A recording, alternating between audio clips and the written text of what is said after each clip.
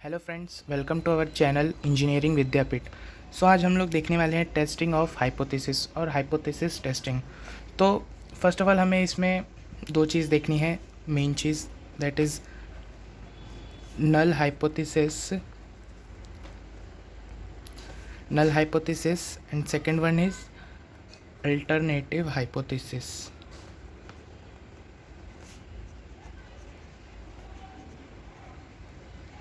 तो null hypothesis को हम लोग डिनोट करते हैं H0 से और अल्टरनेटिव हाइपोथेसिस को हम लोग डिनोट करते हैं H1 से। सो हाइपोथेसिस मतलब क्या? हाइपोथेसिस मतलब अजम्पशन। हम कुछ भी चीज़ अज्यूम करते हैं ना, तो उसे हाइपोथेसिस बोलते हैं। सपोज़ अब देखते हैं नल हाइपोथेसिस क्या होता है। नल हाइपोथेसिस, तो नल हाइपोथेसिस क्या होता है? सपोज़ कि एक कंपनी है, एक कार बनाने वाली कंपनी है, सपोज़ मारुति कंपनी है, उसकी करंट कार स्विफ्ट है और उसने मार्केट में एक नई कार को लॉन्च कर दिया। सपोज़ वो पहले कार स्विफ्ट, हमारी जो स्विफ्ट है, उसने 5 लाख यूनिट्स बनाए, ठीक है, इतने उसकी सेलिंग हुई। उसने कोई एक एक दूसरी कार लॉन्च कर दी, तो वो अज्यूम क्या करेंगे कि जो उनकी नई गाड़ी है वो भी इतना ही ग्रो करेगी जितनी प्रीवियस वाले ने किया था।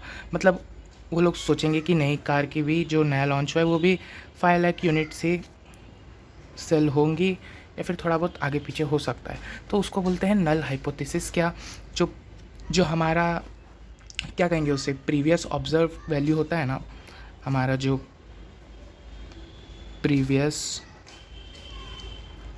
ऑब्जर्व वैल्यू है वो इक्वल हो जाएगा न्यू ऑब्जर्व वैल्यू से। न्यू ऑब्जर्व्ड वैल्यू से मतलब हमारा न्यू वैल्यू एंड पुराना वैल्यू सेम होगा, तब उसे नल हाइपोथेसिस कहेंगे। अब बात करते हैं दूसरे टाइप की, अल्टरनेटिव हाइपोथेसिस की। अल्टरनेटिव हाइपोथेसिस क्या बोलता है? अल्टरनेटिव हाइपोथेसिस बोलता है कि जो न्यू प्रोडक्ट है वो मोर इफ़ेक्टिवली ज़्यादा ग्रो होगा as compare to previous one से। तो जैसे कि सपोज़ कोई एक मेडिसिन है, ये हम लोग कार का एग्जांपल ले रहे, कार का ही लेते हैं। तो ये नई कार जो है उसमें शायद से और फीचर्स रहेंगे और कुछ कुछ सेफ्टी फंक्शंस रहेंगे और ऐसे ऐसे चीज़ें रहेंगी जो कि पब्लिक को और अफेक्ट करेंगे और वो लोग गाड़ी और ख़रीदेंगे। तो क्या होगा, जो प्रीवियस स्विफ्ट थी उसने 5 लाख यूनिट सेल किया, तो जो न्यू वाली गाड़ी रहेगी वो हो सकता है कि इससे डबल सेल हो जाए। हाँ, वही कहता है, या मोर देन 5 लैक्स यूनिट। जो न्यू प्रोडक्ट रहेगा वो प्रीवियस वाले से ज़्यादा ग्रो करेगा। तो अल्टरनेटिव हाइपोथेसिस यही होता है। अब बात करते हैं और इसमें कुछ कुछ टर्म्स है वो देखते हैं। जैसे है हमारे पास लेवल ऑफ सिग्निफिकेंस, उसको अल्फ़ा से डिनोट करते हैं। ओके, लेवल ऑफ सिग्निफिकेंस को अल्फ़ा से डिनोट करते हैं। एंड एक और है लेवल ऑफ कॉन्फिडेंस, इसको सी से डिनोट करते हैं। सो level of significance and level of confidence होता क्या है वो देखते हैं। जो लेवल ऑफ कॉन्फिडेंस है वो बताता है हमारे कॉन्फिडेंस लेवल, देख के ही लग रहा है। सपोज़ आज मैच है इंडिया और ऑस्ट्रेलिया का, आईपीएल मैच है समझिए। तो मैं क्या कह रहा हूँ, जो हमारी इंडिया है वो 95% मुझे लग रहा है कि विन होगी। तो ये क्या है, मैं इतने परसेंट कॉन्फिडेंस से कह रहा हूँ कि हाँ हमारा इंडिया विन होगा आज। तो ये हमारा जो 95% है ये हमारा लेवल ऑफ सिग्निफिकेंस है, सॉरी लेवल ऑफ कॉन्फिडेंस है। मतलब हम इतने कॉन्फिडेंस से हम कह रहे हैं कि हमारा इंडिया विन होगा। बट और भी कुछ, जैसे 95% पॉसिबिलिटीज़ है कि विन होगा, तो 5% पॉसिबिलिटी है ना कि विन नहीं होगा वो। तो फिर हमारा जो ये 5% है तो इसे कहेंगे लेवल ऑफ सिग्निफिकेंस। मतलब इधर उधर हो सकता है हमारा, मतलब सपोज़ कीजिए ये बोलते हैं इसको, और एक टर्म में बोल सकते हैं ये सक्सेस और ये फेलियर। ओके, तो लेवल ऑफ सिग्निफिकेंस बेसिकली कितना रहता है वो देखते हैं। लेवल ऑफ सिग्निफिकेंस ऐसे तो 3 ही पूछते हैं, 5%, 1% एंड 10% के बारे में, बट मोस्टली ज़्यादातर करके 5% के बारे में ही होता है बहुत सारी जगह पे। ये रेयरली केस है जब 10% आएगा या फिर 1% कभी कभी तो आता है, बट ज़्यादातर 90% चांस है कि 5% वाला ही पूछते हैं। तो इसमें क्या होगा देखिए, 5% है ना, तो कॉन्फिडेंस कितना होगा 95%, 1% के लिए कॉन्फिडेंस 99%, 10% के लिए कॉन्फिडेंस 90%। ओके, तो ये हमारा लेवल ऑफ कॉन्फिडेंस हुआ और लेवल ऑफ सिग्निफिकेंस। आइए हम और अच्छे से समझते हैं लेवल ऑफ सिग्निफिकेंस को। तो हम डिस्ट्रीब्यूशन के ग्राफ में हम कैसे देखते हैं उससे भी हम समझते हैं।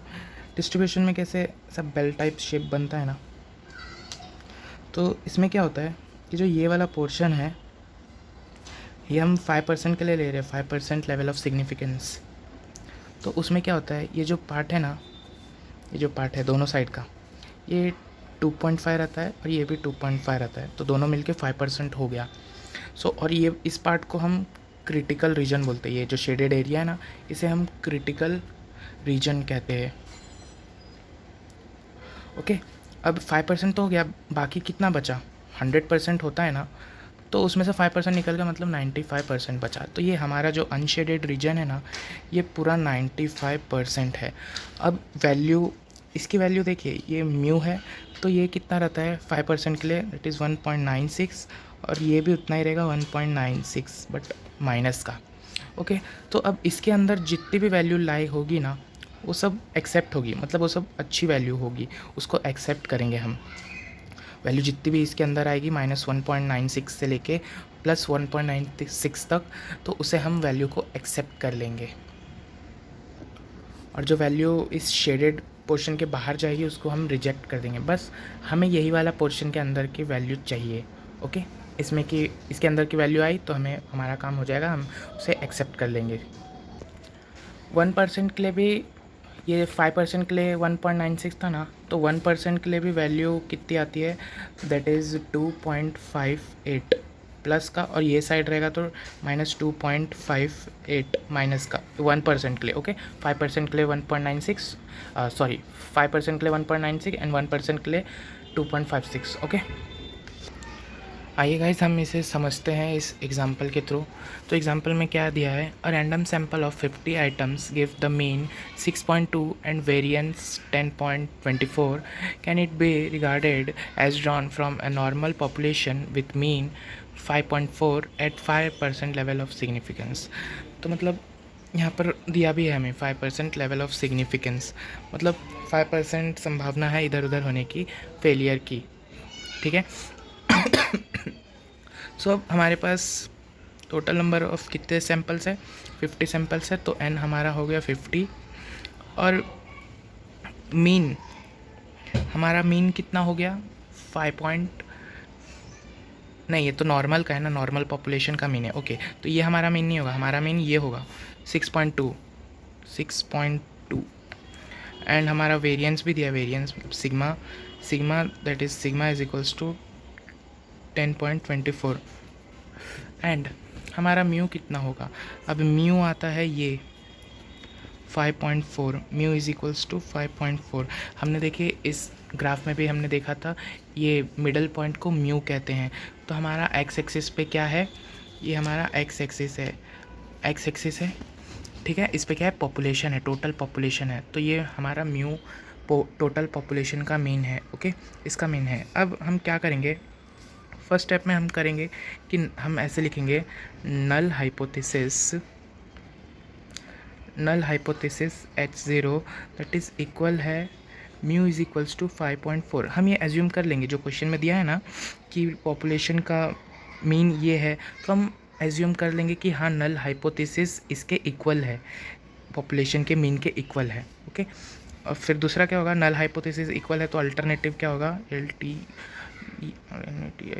अल्टरनेटिव हाइपोथेसिस क्या होगा? नल हाइपोथेसिस को हमने एक्सेप्ट तो कर लिया, बट अल्टरनेटिव हाइपोथेसिस जो है वो इज़ नॉट इक्वल्स टू 5.4, क्योंकि हमने नल हाइपोथेसिस को एक्सेप्ट कर लिया ना, तो ये कैसे इक्वल होगा?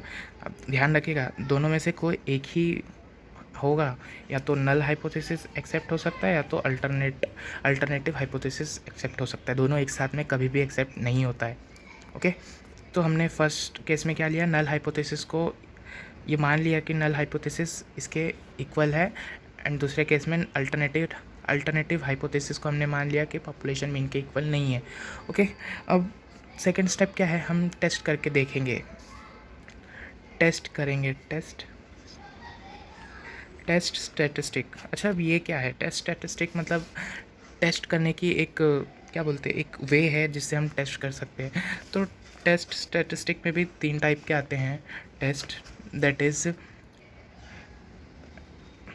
ये एक्स स्क्वायर जैसा है बट एक्स नहीं है, इसको काय बोलते हैं, काय टेस्ट, दैट इज़ CHI, काय टेस्ट। एंड दूसरा आता है टी स्टूडेंट टेस्ट, एंड तीसरा है फिशर्स जेड टेस्ट। तो इस वीडियो में हम इन टेस्टों को कवर नहीं करें क्योंकि वीडियो बहुत बड़ी हो जाएगी, तो हम देखते हैं। तो इसमें हम क्या करेंगे? फिशर्स जेड टेस्ट को ही यूज़ करेंगे। तो that is Z equal to, तो मैं नॉर्मल डिस्ट्रीब्यूशन का ही फॉर्मूला यूज़ कर रहा हूँ। ये हमारा नॉर्मल डिस्ट्रीब्यूशन का ही फॉर्मूला है। ओके, सो अब क्या करना है, इसमें ही हमें वैल्यू सब्स्टिट्यूट कर देना है। एक्स बार कितना है? 6.2 माइनस म्यू कितना है? 5.4 एंड सिग्मा कितना है हमारा? 10.24 divided by under root of N कितना है हमारा? 50। तो इसको सॉल्व करेंगे ना, इसको सॉल्व करने के बाद हमारा z जो हमें मिलेगा दैट इज़ 1.77। हमारा z हमें ये मिला 1.77। अब z तो फाइंड आउट कर लिया, हमारा z कितना आया था? z इज इक्वल्स टू 1.77, ये आया। अब हमें क्या दिया था? अब थर्ड स्टेप में हमें level of significance find out करना है। मतलब लेवल ऑफ सिग्निफिकेंस हमें दिया है, कितना है हमारे पास? दैट इज़ अल्फ़ा बोलते लेवल ऑफ सिग्निफिकेंस को, वो हमें 5% दिया था, 5%। तो 5% को हम और कैसे लिख सकते हैं? That is 0.05। ओके, परसेंट को हटाया हमने, परसेंट को आपको पता नहीं कैसे हटाते हैं, जैसे कि 5% है ना, 5 डिवाइडेड बाय 100, इसको करने के बाद ये आता है। तो ये हमने कर लिया। अब क्या करना है? अब हमें क्रिटिकल वैल्यू फाइंड आउट करना है। क्रिटिकल वैल्यू पता है ना क्या होता है? ये वाला रीजन होता है शेडेड वाला, उसे क्रिटिकल रीजन बोलते हैं। तो वो हमें उसकी वैल्यू फाइंड आउट करनी है। उसकी वैल्यू देखिए कैसे फाइंड आउट करेंगे। क्रिटिकल वैल्यू दैट इज़ हमारा अल्फ़ा जो है 0.05 है, और 0.05 मैंने आपको बताया था 5% के लिए क्या होता है क्रिटिकल वैल्यू? 1.96। 1% के लिए होता है that is 2.86। Okay, I am sorry, 1% के लिए होता है 2.56। तो अब देखते हैं हमारा जो क्रिटिकल वैल्यू है, तो 5% के लिए कितना है? 1.96। ओके, अब इसे हम ग्राफ के थ्रू भी समझ सकते हैं। जो हमारा ये शेडेड पार्ट होगा 2.5 इधर, 2.5% इधर, टोटल 5%, तो ये हमारा -1.96, ये पॉजिटिव 1.96। ओके, तो हमारा 5%। अब देखते हैं इसके लिए क्या आता है।